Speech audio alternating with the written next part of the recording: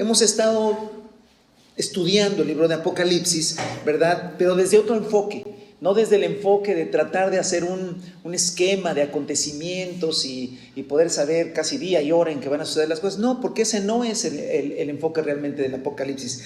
El enfoque del Apocalipsis, hermano, es precisamente ese. Es el Señor revela las cosas que vendrán en los tiempos futuros, finales, pero al mismo tiempo revela esperanza, control, el Señor que tiene todas las cosas, ánimo, hermano, y a los cristianos de aquel tiempo, donde fue escrito en el año 100 aproximadamente, hermano, los cristianos estaban siendo perseguidos, ¿verdad? Y los siguientes 2 siglos fueron perseguidos muy fuertemente, hermanos. Pero el libro de Apocalipsis los alentó, los animó, y también a nosotros hoy en día debe animarnos y alentarnos. Amén. Vimos la vez pasada que el libro de Apocalipsis tiene una estructura, tiene una forma, un formato donde se va explicando las cosas, y tiene que ver con 7 sellos, 7 trompetas y 7 copas. Los 7 sellos tienen que ver como con un índice de contenido de la revelación de ese rollo que va a ser abierto, y también después vienen 7 trompetas que son tocadas, y a cada trompeta viene un juicio, ¿verdad? Y al tocar la última trompeta, la 7ª trompeta, que es la trompeta final, se abren 7 juicios finales, que son las 7 copas. Para que yo le animo a que estudie, lea este libro, y para que no se pierden tanto, el libro de Apocalipsis, a partir del capítulo 6, habla de los 7 sellos. Luego en el capítulo 7 hace el Apocalipsis va siendo descrito por los sellos, por las trompetas y las copas, pero al mismo tiempo tiene como paréntesis, donde el apóstol Juan ve visiones, ve figuras, ve cosas que el Señor le quiere decir, y se interrumpen en un momento dado las trompetas o las copas para introducir ciertas cosas que él veía. Recuerde, es un libro profético, tiene muchos simbolismos, y Juan pues le fue dado a escribir todo eso. Por eso, cuando usted lee el capítulo 6, ve los sellos, que son el índice de contenido, digo yo, y después en el 7 viene una visión de los 144,000 y una gran multitud. Después, en el capítulo 8 y capítulo 9, viene lo que son el toque de las trompetas. Se toca desde la trompeta 1 hasta la trompeta 6, y son juicios terribles que vendrán a la tierra, ¿sí? Por causa del pecado y la rebelión, ¿verdad? Ya vimos la vez pasada. ¿Y por qué eso no ha sucedido? Porque Dios es paciente y quiere que todo el mundo se arrepienta, ¿sale? Después de tocar las 6 trompetas, capítulo 8 y capítulo 9, viene una interrupción, ¿sí? Y viene una visión de un ángel con un rollo pequeño que el apóstol Juan ve. Ya en el capítulo 11 viene otra visión, que son 2 testigos, 2 siervos del Señor que predican en Jerusalén en los últimos tiempos. Después de que ellos terminan de predicar, viene el toque de la 7ª trompeta, y entonces van a empezar las 7 copas de la ira de Dios finales, ¿sí? Pero antes de que vengan estas 7 copas que están en el capítulo 15 y 16, vienen tres capítulos de 3 visiones, de muchas visiones, en realidad son varias, pero vienen como ese gran paréntesis, es capítulo 12, 13 y 14, ¿sale? Quiero que vaya al capítulo 12, por favor. Una de esas visiones que tiene el apóstol, o que se le permite ver al apóstol Juan, no es que él tiene, se le permite ver en visión, capítulo 12, ¿sí? Es al toque de la 7ª trompeta, y antes de que empiecen las 7 copas de la ira final del Dios Todopoderoso, día terrible de juicio a la humanidad, por cuanto este es el problema de mucha gente que dice, pero a ver, ¿cómo? Si Dios es un Dios de amor, ¿por qué ustedes predican del juicio y de la ira de Dios? Bueno, predicamos del juicio y de la ira de Dios porque está en la Biblia. Si no, hay que arrancarle algunas porciones a la Biblia, ¿no? Sí, a todos nos encanta Juan 3:16, porque de tal manera amó Dios al mundo que eso está hermoso, ¿sí? Eso está hermoso. Pero después de Juan 3:16 está el versículo 17, y está el 18 y el 19 y muchos versículos más. La Biblia no es Juan 3:16. Es muy importante porque dice: de tal manera amó Dios al mundo que ha dado a su Hijo unigénito, para que todo aquel que en él cree no se pierda, mas tenga vida eterna. ¿Pero qué dice el 17? El 17, pero dice: pero el que no cree ya es condenado, porque no creyó en el unigénito Hijo de Dios. O sea, a ver, Dios es un Dios de amor, claro. Y amados hermanos, todos los que le conocemos al Señor por su gracia infinita, hemos conocido el amor y la gracia y el perdón de Dios. Ese es así. Pero cuando tú vas a la Biblia también vas a encontrarte con el juicio de Dios por no haber aceptado la verdad que es Cristo y por no haber aceptado el amor de Dios. Por eso es que Dios extiende su gracia hermano, a mucho tiempo, ¿verdad? Pero finalmente llegará. Desde el libro del Antiguo Testamento se dice de Dios que es un Dios grande en misericordia, lento para la ira, grande en misericordia. Es decir, lo que primero aflora de Dios es la gracia y la misericordia. Pero definitivamente tiene que haber un juicio ante la rebelión del hombre ante su Creador. Y el libro de Apocalipsis mayormente habla de eso, del juicio final a la tierra, ¿sí?, por la rebelión. Pero en medio de todo eso, Dios sigue hablando de su amor, de su gracia, y que se sigue predicando, y mucha gente se ha de salvar para la gloria del Señor. Amén. Entonces, en toda esta revelación de los juicios de Dios, de las trompetas y las copas de la ira de Dios, está el capítulo 12. Es un capítulo maravilloso, realmente maravilloso. Lo voy a leer, síganme con su vista, por favor, ahí en su casa. Los que están aquí, por favor, si traen su Biblia, síganme. Dice: apareció en el cielo una señal maravillosa. Una mujer, todos son símbolos, revestida del sol, con la luna debajo de sus pies y con una corona de 2 estrellas en la cabeza, estaba encinta, o sea, embarazada, y gritaba por los dolores y las angustias del parto. Y apareció en el cielo otra señal, otro símbolo: un enorme dragón color rojo encendido que tenía 7 cabezas y 10 cuernos, y una diadema en cada cabeza. Con la cola arrastró la tercera parte de las estrellas del cielo y las arrojó sobre la tierra. Cuando la mujer estaba a punto de dar a luz, el dragón se plantó delante de ella para devorar a su hijo tan pronto como naciera. Ella dio a luz un hijo varón que gobernará a todas las naciones con puño de hierro. Pero su hijo fue arrebatado y llevado hasta Dios, que está en su trono. Y la mujer huyó al desierto, a un lugar donde Dios le había preparado para que allí la sustentaran durante 1260 días. Se desató entonces una guerra en el cielo. Miguel y sus ángeles combatieron al dragón, el dragón, y sus ángeles a su vez le hicieron frente, pero no pudieron vencer. Y ya no hubo lugar para ellos en el cielo. Así fue expulsado el gran dragón, aquella serpiente antigua que se llama Diablo y Satanás, y que engaña al mundo entero. Junto con sus ángeles fue arrojado a la tierra. Versículo 10. Luego oí en el cielo un gran clamor: ha llegado ya la salvación y el poder y el reino de nuestro Dios. Ha llegado ya la autoridad de su Cristo, porque ha sido expulsado el acusador de nuestros hermanos, el que los acusaba día y noche delante de nuestro Dios. 11. Ellos lo han vencido por medio de la sangre del Cordero y por el mensaje del cual dieron testimonio. No valoraron tanto su vida como para evitar la muerte. Por eso, alégrense cielos y ustedes los que lo habitan. Pero ay de la tierra y del mar, el diablo, lleno de furor, ha descendido a ustedes porque sabe que le queda poco tiempo.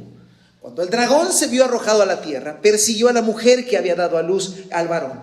Pero a la mujer se le dieron las 2 alas de la gran águila para que volara al desierto, al lugar donde sería sustentada durante un tiempo, tiempos y medio tiempo, lejos de la vista de la serpiente. La serpiente, persiguiendo a la mujer, arrojó por sus fauces agua como un río, para que la corriente la arrastrara. Pero la tierra ayudó a la mujer. Abrió la boca y se tragó el río que el dragón había arrojado por sus fauces. Entonces el dragón se enfureció contra la mujer y se fue a hacer guerra contra el resto de sus descendientes, los cuales obedecen los mandamientos de Dios y se mantienen fieles al testimonio de Jesús. Es una visión. Es una visión, hermanos, que Juan recibe en medio de todas lo que él está viendo de las trompetas y las copas. Y hermanos, repito, el Apocalipsis tiene que verse desde el enfoque para el cual fue escrito: para alentar, para exhortar a los cristianos, ¿verdad? Para alentar el corazón. No fue escrito para los no cristianos. El Apocalipsis fue escrito para los cristianos. ¿Para qué? Para perseverar hasta el final, para que caminemos firmes al Señor hasta el último día de nuestra existencia, como los que se acaban de bautizar en esta mañana y todos los que nos bautizamos hace muchos años, ¿verdad? O tienen poco tiempo. Tenemos que recordar esto, ¿sí? que nosotros debemos ser fieles al Señor hasta la muerte. ¿Vale? Ese es realmente a lo que el Señor nos ha llamado. Ahora, vamos a rapidito, hermano. No me quiero quedar tanto en los símbolos, sino en el mensaje realmente. Pero sí tenemos que ver algunos símbolos para poder entender. Los símbolos. Bueno, hay básicamente una mujer embarazada que tiene un parto. Algo parece raro, extraño. Una mujer embarazada que da un parto. Tiene un parto y da como parto a un varón. Y ese varón se identifica como aquel que va a gobernar las naciones. ¿Sí? Esto está en el versículo 5. Ella dio a luz un hijo varón que gobernará todas las naciones con puño de hierro o con vara de hierro. Esto no significa que va a ser un gobierno, ¿cómo se dirá? Malo, no, sino algo firme, algo que será eterno. Y obviamente cuando uno va a la referencia que en las Biblias aparece, esto está tomado del Salmo número 2, que es un salmo mesiánico. ¿Por qué es un salmo mesiánico? Porque se habla de Jesucristo. Y el que va a gobernar las naciones de la tierra se llama el Mesías. Y el Mesías es Jesucristo. ¿Sale? Entonces, está hablando del nacimiento de Jesucristo. ¿Sí? Está hablando del nacimiento de Jesús. Entonces, están hablando de la Virgen María. A ver, aquí es donde vienen muchas confusiones. ¿Por qué? Porque son simbolismos. ¿En qué sentido? Bueno, vamos a ver precisamente a la mujer. Dice que él vio una mujer revestida del sol. ¿Qué quiere decir eso? Bueno, pues que el sol estaba como un vestido para ella, con la luna debajo de sus pies y con una corona de 12 estrellas en la cabeza. ¿Sí? Entonces, son simbolismos. Si uno va a Génesis 37, no lo cito nada más, lo checa usted después. Génesis 37 es la historia de José. Y José, ¿verdad?, era uno de los hijos de Jacob, el cual dio origen a las 12 tribus de Israel. José era un hombre que tenía muchos sueños, o sea, no que tenía muchos anhelos, no, sino soñaba cosas, pero soñaba cosas de parte de Dios. Y él le contaba todo a sus padres y a sus hermanos lo que él soñaba. Y en este pasaje en especial, él sueña que el sol y la luna y 12 estrellas se inclinaban hacia él. Eso es lo que él sueña. Cuando él despierta y le cuenta a sus papás, Jacob, a su mamá y a sus hermanos: oigan, yo soñé esto. Yo soñé que el sol, la luna y las estrellas se inclinaban hacia mí, 12 estrellas. Y no tenemos que, a ver, lo que le dije desde un principio, la Biblia se interpreta por sí misma. No hay que buscar en nuestra mente ni tratar de ser creativos para entender los simbolismos. Porque en ese mismo pasaje, precisamente Jacob le dice a José, oye, se enoja, dice: ¿qué te pasa? ¿Acaso yo, tu mamá y tus hermanos nos vamos a inclinar a ti? Ahí está la interpretación. No hay más que interpretar. ¿Sí? Jacob dice: yo soy el sol, tu mamá es la luna y tus hermanos son las estrellas. ¿Y quiénes eran esta familia? ¿Quién era esta familia? Esta familia dio origen a Israel, a la nación de Israel. Jacob, junto con su esposa y sus hijos, nacieron las 12 tribus de Israel. ¿Vale? Entonces, hermanos, cuando uno va a leer esto, y Juan, que era un judío, Juan, que era un israelita, ¿sí? Juan ve en una visión una mujer y ve el sol, la luna, las estrellas. Él sabe perfectamente de qué están hablando. Se está hablando de la nación de Israel. Se está hablando de Israel, ¿sí? Se está hablando de esa nación que el Señor se propuso hacer como una nación especial, diferente, donde Él se revelaría. ¿Sale? Entonces, ¿quién es esta mujer? ¿La Virgen María? No es la Virgen María. No es la Virgen María, es Israel. Y ahí está la confusión. ¿Vale? Ahora, pero dice que nació de ahí Jesús. Sí, pues Jesús fue judío. Es más, él lo dijo en Juan 4 a la mujer samaritana: porque la salvación viene de los judíos. Es decir, él era un judío y él nació de ese pueblo. ¿Vale? Ok. Luego dice que el dragón, que un dragón, a ver, vamos, el versículo dice el 2, ¿verdad? Estaba encinta y gritaba por dolores y angustias del parto. Y apareció en el cielo otra señal: un enorme dragón color rojo encendido que tenía 7 cabezas y 10 cuernos y una diadema. Con la cola arrastró la tercera parte de las estrellas del cielo y se arrojó los arrojó sobre la tierra. Cuando la mujer estaba a punto de dar a luz, el dragón se plantó delante para devorarlo. ¿De qué está hablando Juan? ¿Juan entendió esto? Sí, lo entendió perfectamente, porque él fue apóstol. Y él sabe que cuando Jesús nació, ¿sí?, Herodes lo usó el enemigo, ¿para qué? Para matarlo. Porque hubo un complot para matar a Jesús desde que nació. ¿Sí? Todos sabemos esa historia, si no lo leo en Mateo capítulo 2, ¿sí?, y en adelante. Ahí dice cómo, hermanos, cuando Jesús nace, Herodes, ¿verdad?, busca, ¿verdad?, matar al rey que había nacido, y busca precisamente que todos los niños nacidos de cierta edad fueron masacrados muchos niños. Es lo que está diciendo, hermano. Nos está simplemente recordando el nacimiento de Jesús, pero mire lo que dice. Dice que lo quería devorar tan pronto. Ahora sabemos que en realidad quien lo quería devorar era el diablo, era Satanás. Herodes fue simplemente un instrumento, ¿sí? Pero dice que ella dio a luz un hijo que gobernará las naciones de la tierra, Cristo Jesús, amén, al cual hemos cantado y alabado esta mañana.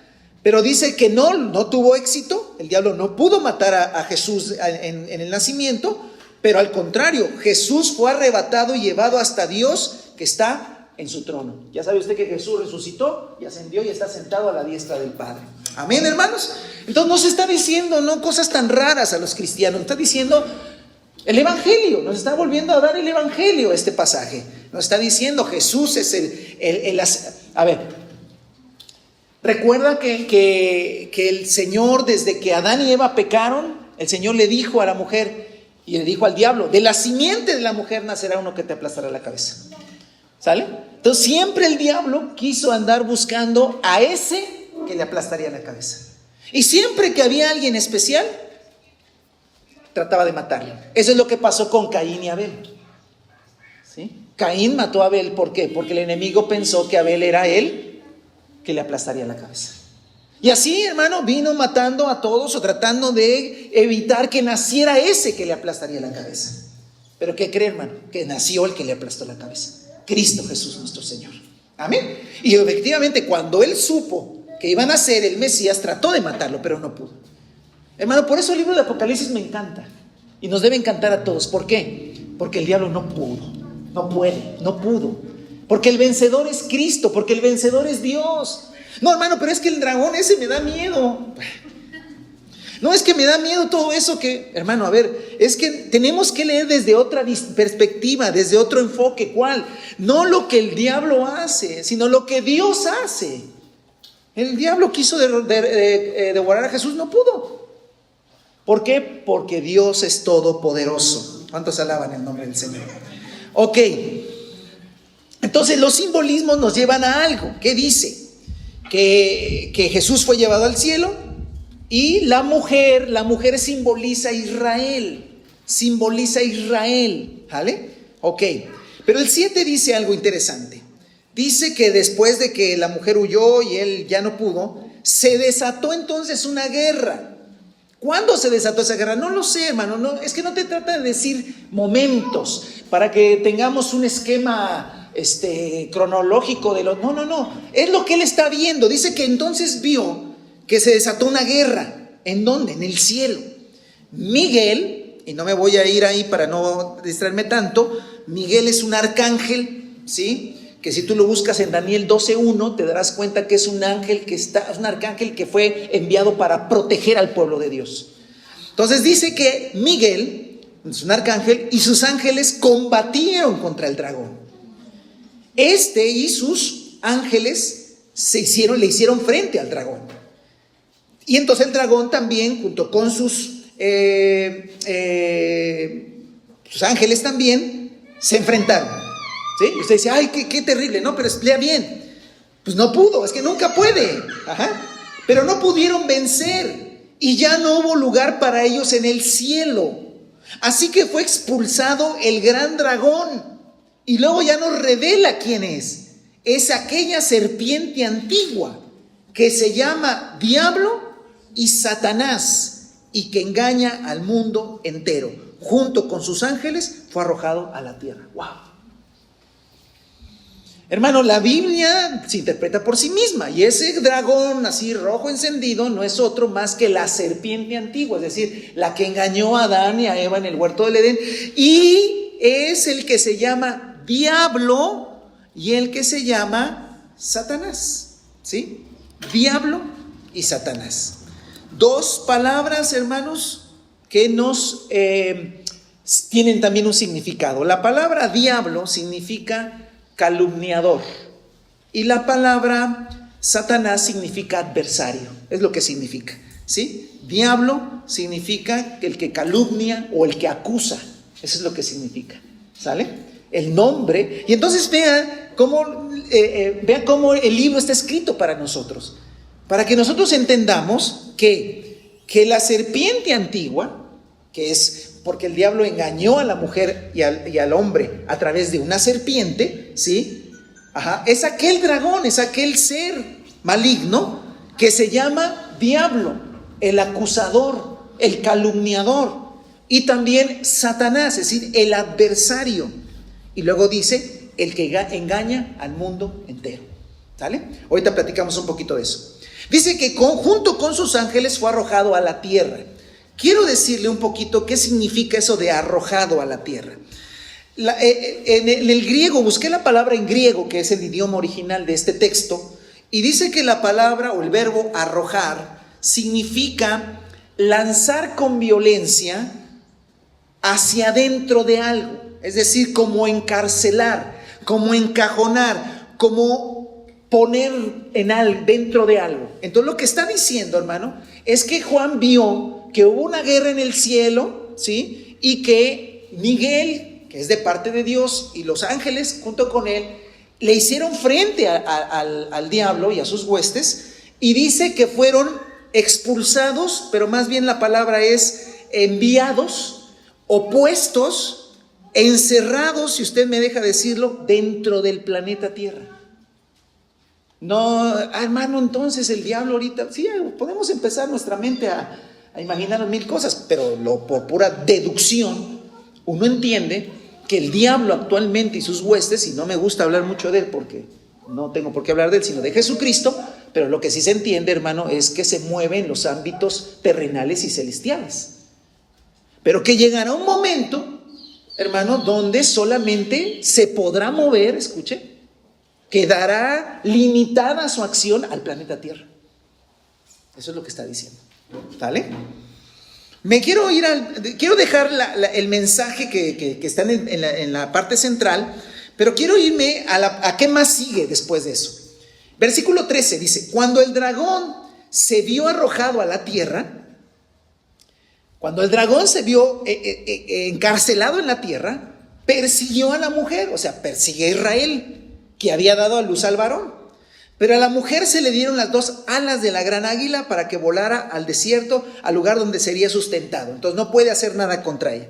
Quiero que preste atención al versículo 15. La serpiente, persiguiendo a la mujer, arrojó sus fauces, pero no pudo hacer nada. ¿Vale? El 17. Entonces, escuche, el dragón, ¿sí? Entonces el dragón se enfureció contra la mujer y se fue a hacer guerra contra el resto de sus descendientes, los cuales obedecen los mandamientos de Dios y se mantienen fieles al testimonio de Jesús. ¿Vale? Quiero explicarle esto a todos los que se bautizaron, a todos los que están en sus casas, a todos los que tenemos que entender esto, hermanos. Lo siguiente, para que usted entienda la Biblia, hay ciertas cosas que son muy, muy importantes. Juan, la Biblia enseña, hermano, y creo que esto lo prediqué hace unos meses, que Dios escogió una familia. Y esa familia le puso Israel. La palabra Israel significa príncipe de Dios. ¿Vale? Entonces, hay una familia que Dios escogió que se llama Israel. Primeramente, todos los que nacían de sangre formaron Israel. Pero cuando Jesús vino a esta tierra, dio a conocer algo y dijo que en realidad los verdaderos israelitas no eran los nacidos de sangre. Es decir, yo no puedo ser israelita verdadero porque yo no tengo descendencia judía. Es decir, nuestros padres no son judíos, no descendemos de Abraham, Isaac y Jacob. ¿Vale? Si no, nosotros, hermano, en realidad pues, tenemos otra descendencia humana, ¿vale? Y nosotros no podemos ser judíos, no podemos ser israelitas, porque somos mexicanos. Más bien tenemos nuestras raíces en España y en las gentes de aquí de Mesoamérica, ¿sale? Por eso estamos tan guapos, ¿verdad? Y entonces, no hay manera de que nosotros formemos parte de esa nación. Pero la Escritura dice, hermano, y quiero que ahora sí, si tiene su Biblia, me acompañe a Efesios capítulo 2, porque es importante, si no, nos perdemos un poquito en todo esto, ¿vale? Efesios capítulo número 2. Importantísimo para todo lector de la Biblia y que quiere entender la Biblia, esto que voy a explicar, así es que pongan mucha atención. Luego no diga que no se lo expliqué. Efesios 2, versículo 11 dice: por lo tanto, recuerden ustedes los gentiles de nacimiento, o sea, nosotros, los que son llamados incircuncisos por aquellos que se llaman de la circuncisión. O sea, para los israelitas naturales nosotros somos extraños, incircuncisos, en la cual se hace en el cuerpo por mano humana. Recuerden que en ese entonces ustedes estaban separados de Cristo, excluidos de la ciudadanía de Israel y ajenos a los pactos de la promesa, sin esperanza y sin Dios en el mundo. Para todos los que se acaban de bautizar y que a poco tienen que entregar su vida al Señor, y para todos los que tenemos tiempo, dice el apóstol Pablo, nos recuerda la palabra, que nosotros estábamos excluidos de la ciudadanía de Israel, separados de Cristo, sin fe, esperanza y sin Dios. 13. Pero ahora en Cristo Jesús, a ustedes que estaban lejos, Dios los ha acercado mediante ¿qué? La sangre de Cristo. Porque Él es nuestra paz. De los dos pueblos ha hecho ¿qué? Uno solo. Aquí viene la revelación, hermano. Los que eran israelitas por nacimiento y los que no éramos israelitas por nacimiento, en Cristo Jesús nos volvemos uno solo. ¿Qué quiere decir? Que los israelitas de nacimiento tienen que ir a Cristo, y los que no somos israelitas de nacimiento tenemos que ir a Cristo. Todos tenemos que ir a Cristo. Los judíos se salvan por fe en Cristo Jesús. Juan era judío, Pablo era judío, Pedro era judío, y ellos se convirtieron a Cristo. Entonces, ahora, hermano, escúcheme, ahora, de los dos, del Israel natural y el no Israel natural, el Señor ha hecho uno solo. Sigo leyendo. Dice, derribando mediante su sacrificio el muro de enemistad que nos separaba, pues anuló la ley con sus mandamientos y requisitos. Esto lo hizo para crear, ojo, en sí mismo de los dos pueblos una nueva humanidad, al hacer la paz. Versículo 18. Pues por medio de Él tenemos acceso al Padre por un mismo Espíritu. 19. Por lo tanto, ustedes, o sea, hablando de nosotros los gentiles, ya no son extraños ni extranjeros, sino ciudadanos de los santos y miembros de la familia de Dios. Pregunta, ¿cuál familia? Israel, porque nomás hay una sola familia. Hermanos, qué maravilloso. Yo no soy descendiente de Abraham por medio de la sangre, pero por medio de Cristo Jesús soy introducido a la familia de Abraham. Hermano, quiere decir que todos nosotros que hemos nacido de nuevo y que nos hemos bautizado en Cristo Jesús, ahora, hermano, formamos parte de la única familia de Dios que existe. Se llama Israel, pero no el Israel natural. No tenemos que hacernos judíos, no tenemos que empezar a hacer todo lo que los judíos hacen. No, en Cristo Jesús, hermano, ellos también tienen que venir a Cristo Jesús. Usted y yo somos Israel espiritual. Otro pasaje, hermano, interesante. Gálatas 3. ¿Sale? Si usted no entiende esto, hermano, no va a entender el Evangelio y luego va a leer pasajes y no va a comprender, porque esta es una verdad maravillosa del Evangelio. Amén. Gálatas capítulo 3. ¿Vale? Bendito sea el nombre del Señor. Gálatas 3, versículo 16. Dice: Ahora bien, las promesas se le hicieron a Abraham y a su descendencia. La Escritura no dice a los descendientes, ojo, como refiriéndose a muchos, sino a tu descendencia. ¿Qué está diciendo el apóstol Pablo? Está diciendo que las promesas que Dios le dio a Abraham, en ti serán benditas todas las familias de la tierra, etcétera, se lo dio a su descendencia, no a sus descendientes, como a muchos, sino a uno solo. Dando a entender uno solo. Y ese uno solo, ¿quién es? Cristo Jesús. Por eso, hermano que se acaba de bautizar, ¿entiende la importancia de haberse sumergido en Cristo? Porque usted, al sumergirse en Cristo, usted forma parte de todo lo que Cristo ganó. O sea, no es suficiente con, sí, yo creo en Jesús que existió y murió en la cruz por mis, y murió por mis pecados. Qué bueno, no. Está bien, es el principio. Pero no podemos quedarnos ahí. Por eso el que hayan ustedes venido a bautizarse es importantísimo. ¿Por qué? Porque te sumerges en Cristo. Y al sumergirte en Cristo, te sumerges en todas las promesas de Dios. Mire, voy a seguir leyendo, versículo 19.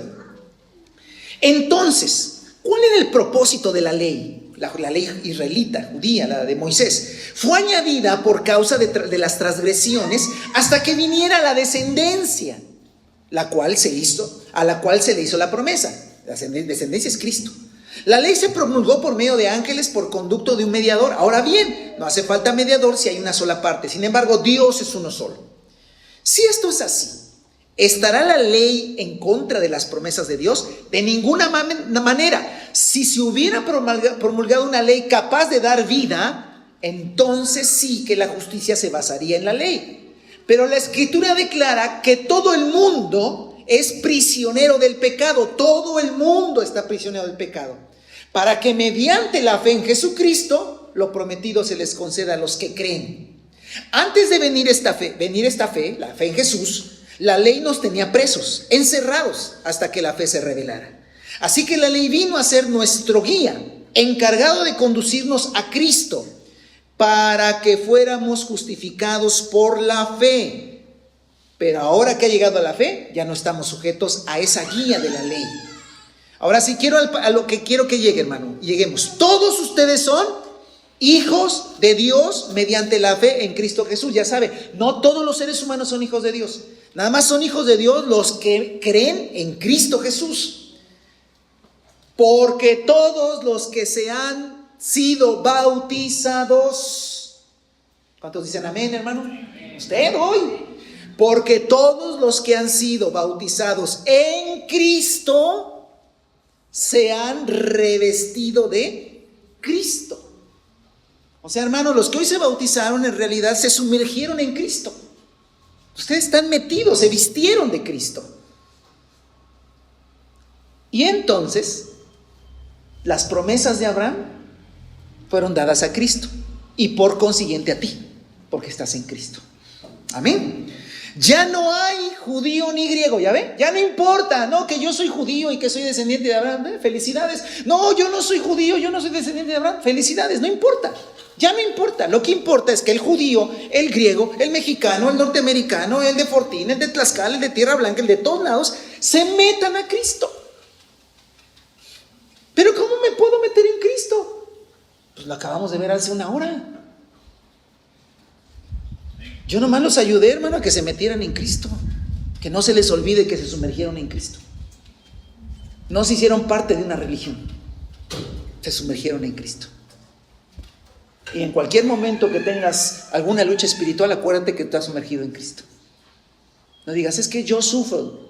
Tú te quedaste ahí. Quien ahora vive es Cristo. Amén. Y para todos los que tenemos mucho tiempo, hermano, de habernos bautizado, recordemos esto. Se sigue viviendo Cristo en nosotros. Así que ya no hay judío ni griego, esclavo ni libre, hombre ni mujer, sino que todos ustedes son uno solo en Cristo Jesús. Y si ustedes pertenecen a Cristo, son la descendencia de Abraham. Amén. Entonces, todos los que nos hemos sumergido en Cristo, ¿qué somos? Descendientes de Abraham. ¿Qué somos? Israel. Pero no el Israel natural, ni que usted que salga hacia allá a cumplir la ley. No. Somos el Israel verdadero de Dios. Amén. Y si usted pertenece a Cristo, son la descendencia de Abraham y herederos según la promesa. Ahora sí, váyase a Apocalipsis 12 para que me entienda la parte final. O más bien le entienda a Juan la parte final. Y luego solamente vamos a ver el mensaje que está ahí y vamos a terminar. Apocalipsis 12. Mire lo que dice. Al final dice, el 17 me parece. Dice el 17. Entonces el dragón se enfureció contra la mujer. ¿Quién es la mujer? Israel. No puede ser María. Y María es un personaje bíblico digno de imitar porque también una buena mujer de fe. Pero no es María, porque María no puede estar viviendo tantas experiencias de estas, ¿no? Entonces el dragón se enfureció contra la mujer y se fue a hacer guerra. Ojo, se fue a hacer guerra, como no pudo contra Israel, se fue a hacer guerra contra el resto de sus descendientes. ¿Quiénes serán? Los cuales obedecen los mandamientos de Dios y se mantienen fieles al testimonio de Jesús. Pues nosotros, porque también somos Israel. Ay, hermano, no le haga, o sea que si esto se manifiesta cuando yo viva, el enemigo se va a venir contra nosotros. Sí. Ay, no. Sí. O sea que la iglesia va a estar presente cuando el enemigo se manifieste de una manera terrible. Sí. Y si nos pasa algo, ¿cuál es el problema? ¿No que íbamos a ser fieles hasta la muerte? Sí, pero no exageren. No, porque exagerar. ¿Cuántos hermanos nuestros a lo largo de los siglos han dado su vida por Jesús? Millones, hermano. Si nos toca ser la última generación de cristianos, cuando el diablo se ha arrojado a la tierra y encerrado aquí, va a hacer guerra contra la iglesia y va a matar a muchos. Pero es que, a ver, hermano, el evangelio no tiene letra chiquita. Yo sé que este evangelio, que es el único, que es el verdadero, no motiva mucho, así como que dice, wow, yo quiero. Motiva más el pseudo evangelio de ven y todo, el Señor te va a prosperar y te va a dar dinero y te va a dar rica. Ese todo el mundo quiere, pero ese no existe. Ese evangelio no existe, es ese pseudo evangelio. El evangelio es este. Y no hay letra chiquita. Jesús dijo, si alguno quiere ser mi discípulo, niéguese a sí mismo. Tome su cruz y sígame. Porque el que ame más padre, madre, hermano, hijo, cosas y hasta su propia vida no es digno de mí. Jesús siempre lo dijo, no engañó a nadie.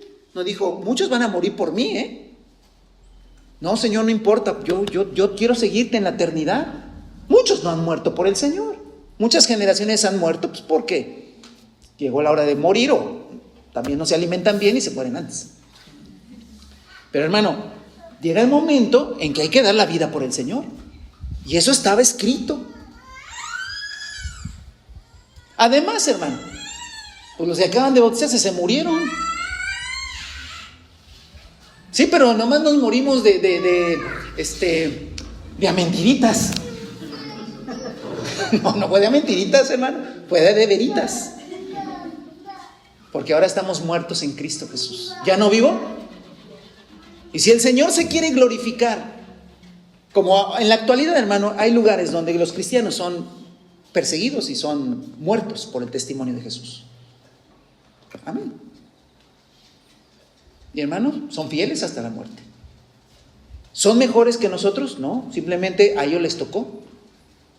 A muchos les ha tocado. ¿Sale? Ok, ¿estamos bien? Ahora, quiero que vayamos para finalizar, hermano, después de poner todo esto, a realmente la parte central de esto. Porque dice que en el versículo 10 se oyó un clamor. O sea, en el cielo alguien empezó a gritar algo. Y ese es el mensaje, hermano.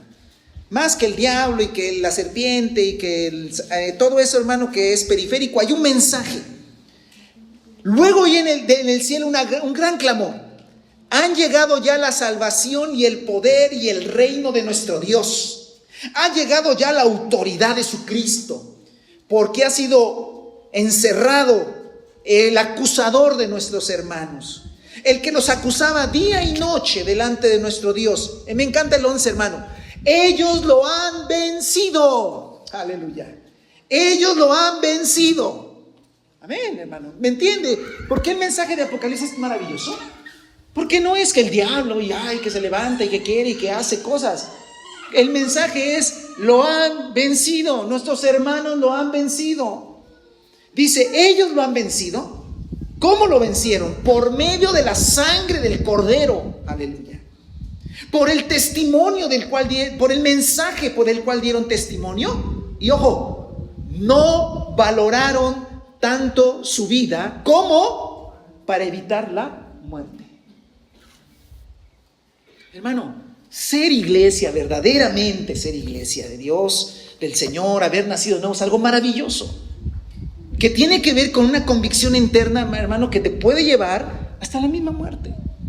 Por eso, hermano, a ver, si los cristianos estamos llamados a, si es necesario, no siendo irse a morir nada más por gusto, si es necesario, hermano, no evitar la muerte por el testimonio de Jesús, esa fuerza viene del Espíritu Santo de Dios. Por eso, hermano, el perdonar al que te ofende es el kindergarten de lo espiritual. ¿Entiendes? No, perdonar es el kindergarten. Es bolitas y palitos. Hermano, es que yo no puedo perdonar. Porque no, hermano, no estamos. ¿Quién sabe si eres creyente en realidad? Si no puedes perdonar. ¿Por qué, hermano? Porque el verdadero creyente, eso es elemental. Uno va a otra cosa, hermano. No, es que me desprecia mi familia. Oh, eso está así. Es que mis vecinos no me quieren. Así es. Hermano, yo con mis hijas, ahorita que están más mis hijas, hemos platicado este tema. Y es bueno platicarlo, hija, y si algún día nos persiguen. Y una de mis hijas me dice, papá, si te matan, ¿duele mucho? Pues le digo, depende del método, hija. Pues a la 1, a las 2 y a las 3 y pues ya. Digo, ¿y tú qué harías? Porque al final te van a agarrar a ti solita. Y te van a decir, mira, si tú niegas tu fe, no te matamos. Pero si sigues aferrada a Jesucristo, te matamos. No voy a estar yo. Te van a preguntar a ti solita. No, pues, pero pues uno se va al cielo, ¿no? Ahora uno dirá, eso está muy lejos de que pase, ¿no, hermano? No lo sé, pero entiéndame una cosa, todo lo tiene gobernado Dios. Y si Dios permite, ahora sí que si Dios permite, el próximo domingo platicamos del capítulo 13, que está muy emocionante, pero en el capítulo 13 Dios siempre dice, y se le permitió. A ver, si nos van a perseguir y matar por Cristo es porque Dios lo permite. No es que el diablo le ganó la partida a Dios. Es como Job, hermano. Job está muy tranquilo sirviendo a Dios todas las mañanas, ofrece sacrificio por si sus hijos pecaron. Es un siervo de Dios. Y el diablo habla con Dios. Pero cuando lo expulsen ya no va a hablar con Dios, Todavía habla con Dios y le dice, y Dios le dice, ¿te has dado cuenta de mi siervo Job? Dice el diablo, pero todo le das. Todo le das. Él te ama por lo que tiene. Quítale lo que tiene y verás si no te maldice. Hermano, pero Dios conoce el corazón de Job. Y dice, sí, es más, te permito que le quites las cosas. No su vida, nada más la toques. ¡Pum! Le quita cosas. Y Job sigue diciendo, bendito sea el Señor, desnudo nací, desnudo me iré, no tengo nada, pero bendito sea el nombre del Señor. Y Dios le dice, ¿cómo te quedó el ojo, diablo? Hermano, eso podrá decir de nosotros.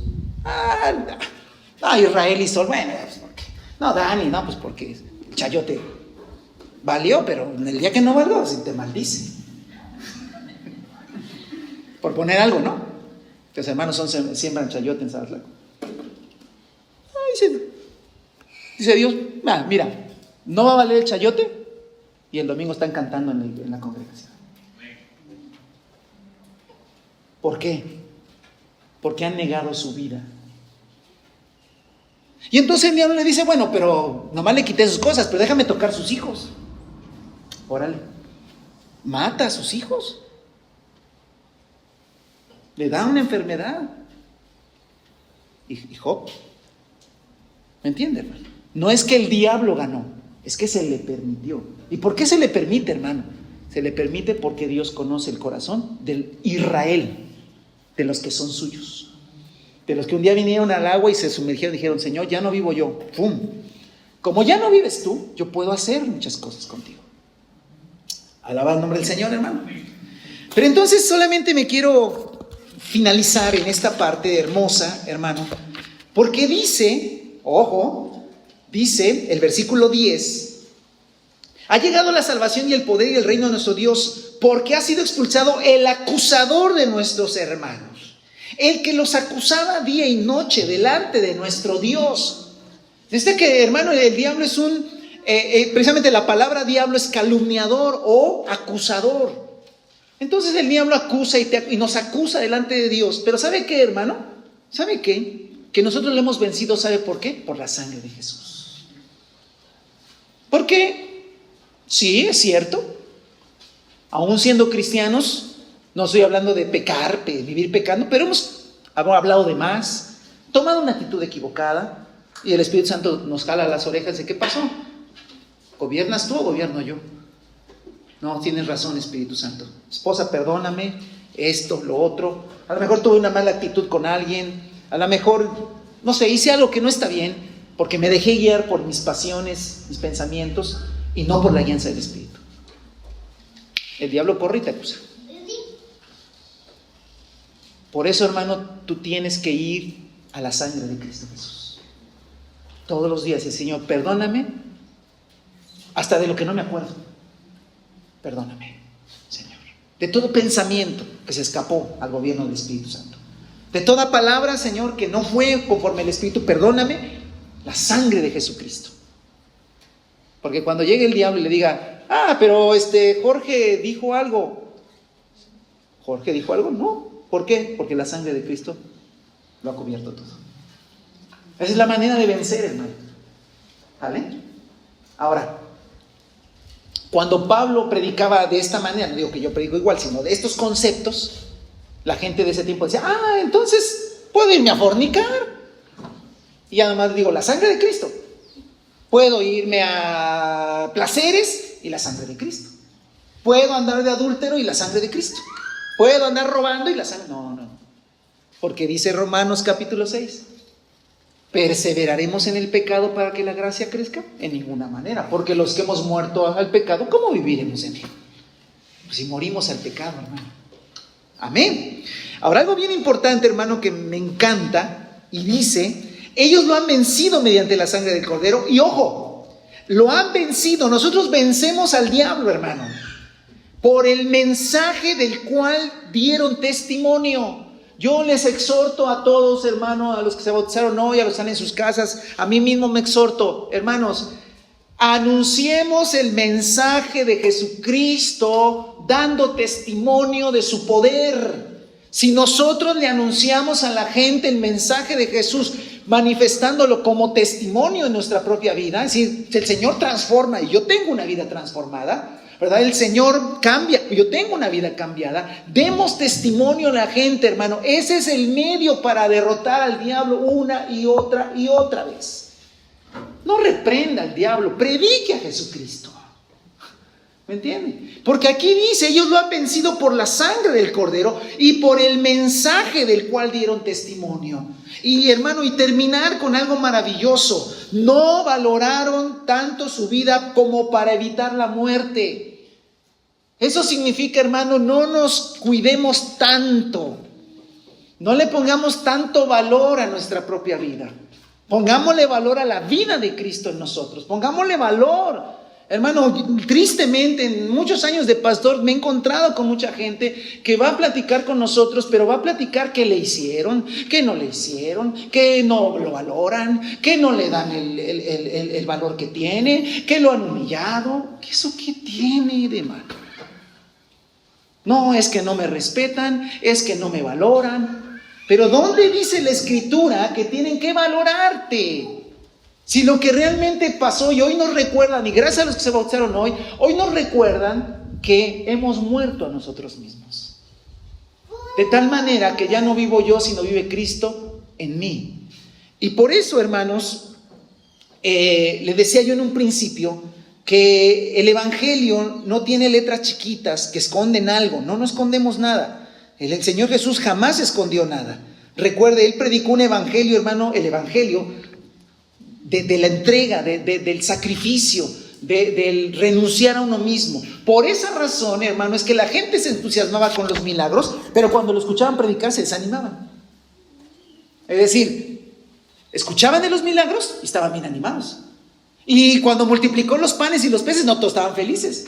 Y aunque Jesús se pasó a la otra orilla del mar, a escondidas, lo fueron a buscar allá. ¿Y cómo lo encontraron, hermano? No, han de haber sido mexicanos, digo yo, porque se encuentran, no están las ayudas de volada, ¿no?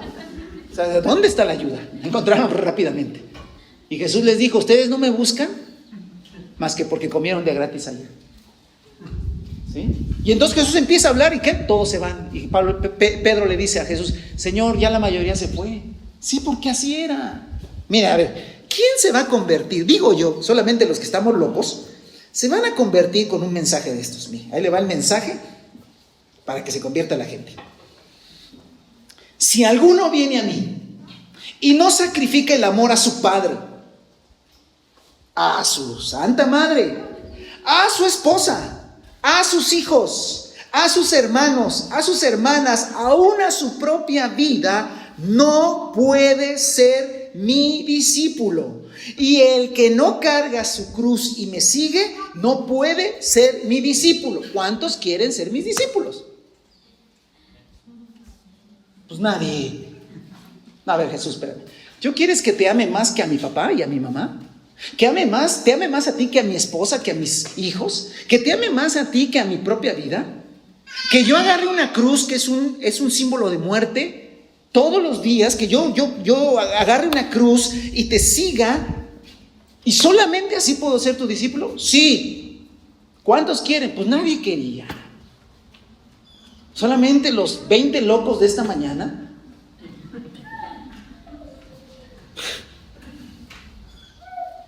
Que dicen, yo quiero seguirte, Señor.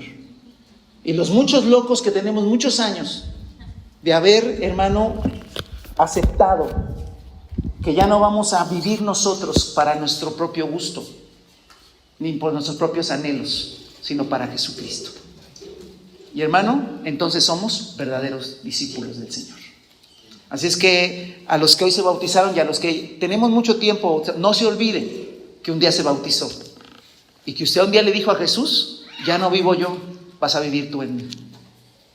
Así es que ya a lo mejor volviste a agarrar, volviste a agarrar el volante de tu vida. Y por eso te estás estrellando cada rato.